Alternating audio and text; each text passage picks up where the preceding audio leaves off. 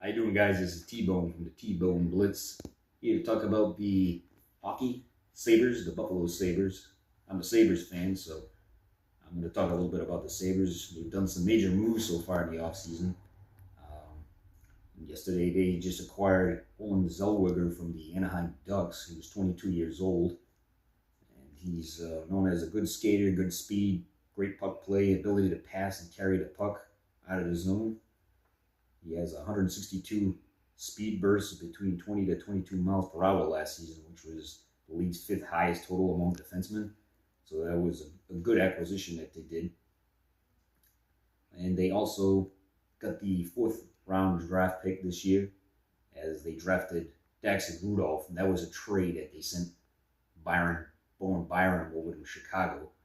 And I kind of like Bowen Byram. I thought he was a good player, but they had a contract dispute, and I think he only had one more year left on his contract, and he probably wasn't going to resign with them because he's been kind of like a pain in the neck wanting to get another contract done. So, but they did.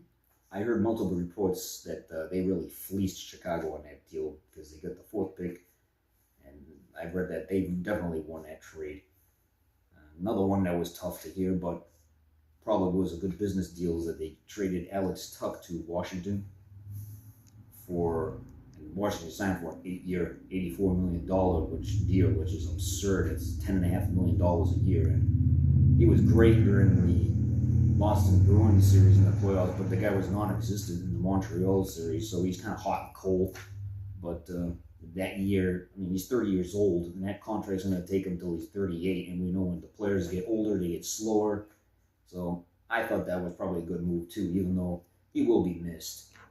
And another great move they did is they they signed Zach Benson, who's 21 years old, to a 7-year, $7.5 million contract annual. That's a great move. He's a young guy. He's got good energy.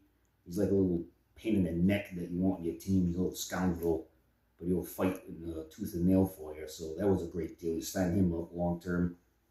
And last but not least, they tried to get Connor Hellebuck from the goalie from the Winnipeg Jets, but the trade fell apart. They started talking to him. You know, they wanted too much for him. The Sabres were willing to give up the fourth pick, a roster player, but they wanted the Jets' eighth pick, and the Jets said no, and the Sabres decided to move on from him. I mean, do you think that they need goalie help?